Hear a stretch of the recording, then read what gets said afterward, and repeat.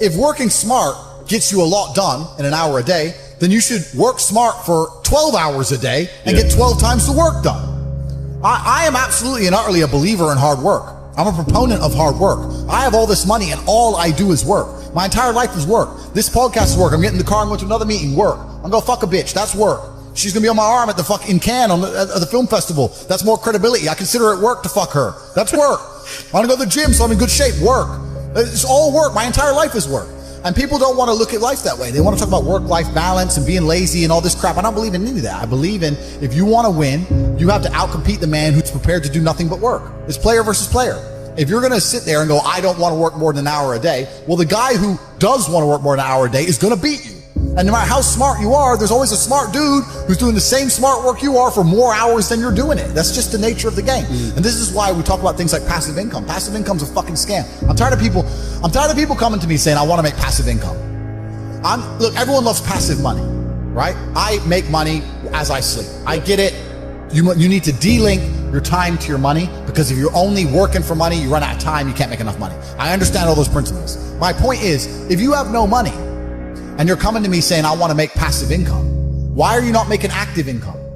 Get up off your ass and work first. Because there's no such thing as completely, truly 100% passive. You're going to have to check on it. You're going to have to maintain it. You're going to have to find a new tenant for that property. You're going to have to make sure that DeFi crypto farm you're in doesn't go to zero. It's not a rug pull. Yeah. You're always going to have to keep an eye on it, right? But the idea that people with no money are already so concerned with making money without work is amazing to me. You should be worried about active income. If you show me, if I'm a brokey and you show me how to make $1,000 an hour, I don't sit there and go, okay, but how can I make that passive? I go, cool, I'm making $18,000 a day because I'm going to work. Dude, you don't need to worry about passive income until you have no more time. I look at passive income because I have 18 hours a day I work. When all 18 of those hours are done and my workload still isn't finished, I have to find a way to make some of those income streams passive, either via staff or whatever else. Yep. And that's how I work smart. I use all of my time, and when all my time is done, now I have to become more efficient so that I can get more done within the same time frame. To sit there and say, I don't want to use my time, so I want passive income is dumb shit. The 16-year-old making 45 grand a month, if he was to sit to me and go, I don't want to make the TikToks, I want someone else to do it, make it passive, that he wouldn't be making any money. He's just working. You have to just work. At some point you have to bite the bullet and just work. So when someone comes to me talking about passive income and they're a brokey, I'm like, you are just lazy. You are lazy. You will never get anywhere. Lazy people never get anywhere in life, doesn't matter what it is. Doesn't matter if it's tennis or money. If you're lazy, you're never going to get it. But also diversification becomes very easy when you have a good team.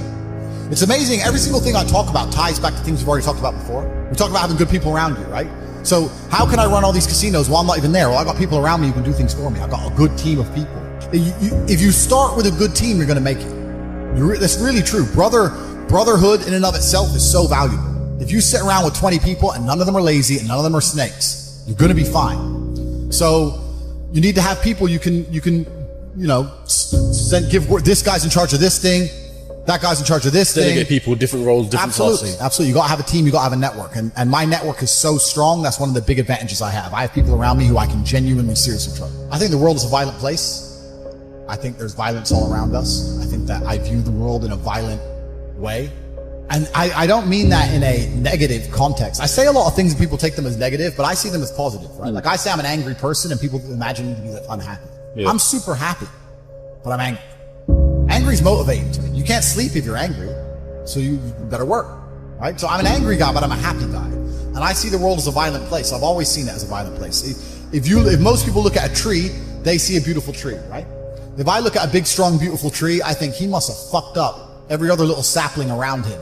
He took all the water, took all the nutrients, he destroyed them all. There was once 20 trees, and all 19 are dead. And they got one tree left, the big G, top G tree. Oh, not one. Top tree. That's it. That's violence. Violence got him there, right? He destroyed his enemy. That's how he got to the top. You see a beautiful tree, I see violence. You understand? And that's the true nature of the universe. You have to learn that you have to take things from other people. And by taking it, I'm not saying go rob a bank. I'm not saying that. I'm saying completely the opposite. You can be a philanthropist. I'm taking money from everyone inside of HU, but I'm changing their lives. It's a good thing. You can take money in a positive way. Most people don't look at life that way. And when you look at life that way, you need to start identifying, one of the things we teach inside of HU is to identify every single time your money is taken from you. So I say this to people, I say for the next 2 weeks, every time you spend money, even if it's a pound, write down how they got it from you. I'm like, what do you mean? I'm like, all right, cool. You're walking down the street, you're going to Starbucks, you buy a coffee. Why did they take your money? Well, I wanted coffee. Yeah, but how? Okay, you wanted coffee, right? Cool. Did you only want a coffee because you saw Starbucks, or did you want coffee beforehand? Why did you want their coffee and not another coffee? Did you buy a cake as well? Why did you buy a cake? All right, cool. So now you identified how they took your money. Then realize how they could have took more of your money.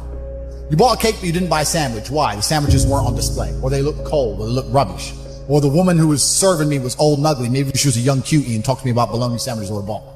Right? So you need to start identifying how your money is taken from you. Because once you identify how your money is taken from you, you can start to actually intelligently think about how you can take money from other people. If I had to open a coffee shop, if I sit in a coffee shop, right? If I sit in Starbucks, the whole time I'm in there, not only am I thinking about how they got the money from me and how much I spent, I'm thinking about how I could outcompete them. I'd sit there and go, okay, cool. I'm in Starbucks. I spent £5.68. I got a latte and I got a donut. And I'm sitting here. And that business place, that commercial property right across the street is available for lease. How could I outcompete this coffee shop which just took my money? What's the profit margin on this £5.68? How much did this cost them? The coffee, pennies. Donut, 30p maybe, right? How much is the staff? They pay the staff minimum wage £8 an hour. So I've already paid 30 minutes work from that broker, the wage. She's there for another 30 minutes for free, right? How much is the rent? How much is the business rates? If I had to open up there, how would I attract people to come into my shop as opposed to their shop? They got a big brand name. I'm brand new. Okay, well, the bitch working here is ugly. My one's going to be hot. Boom. That's the beginning. Next thing, do they have any signage outside? No. I'm going to try and put some signage outside. Do they have parking? No. I need parking.